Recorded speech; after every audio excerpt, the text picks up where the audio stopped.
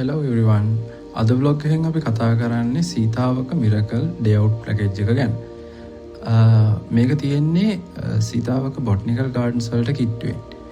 ඕගොල්ලන්ට private vehicle එකක් යන්නත් පුළුවන්. පබ්ලික් ට්‍රාන්ස්පෝර්ට් යනවා නම් ප්‍රධාන පාරෙන් බැලලා ටුක් එකක් වගේ අරගෙන යන්න පුළුවන්.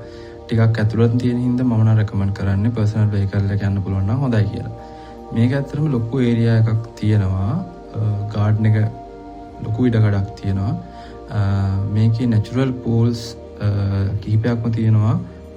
එතකොට මේන් අපි ගිය සෙට් එක මේක එදා ගොඩක්ම ක්‍රවුඩඩ් වෙලා තිබෙත් නැහැ. ඔයගොල්ලෝ යනවා නම් කලින් රිසර්වේෂන් එකක් දාලා යන්න.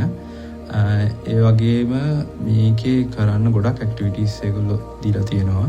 අපිට බැඩ්මින්ටන් ප්ලේ කරන්න පුළුවන්. ඉන්ඩෝර් ඇක්ටිවිටීස් වලට වෙනම ප්ලේස් එකක් තියෙනවා ගේම්ස් වලට. එතකොට එතනදී අපිට කැරම්ස් ප්ලේ කරන්න පුළුවන්. තව ගොඩක් ගේම්ස් තියෙනවා අපිට ඉන්ඩෝ සෙක්ෂන් එකේ ප්ලේ කරන්න. අවුට් පැකේජ් එකේ ගාන වුණේ අපි යන දවස්වල 4500 වගේ.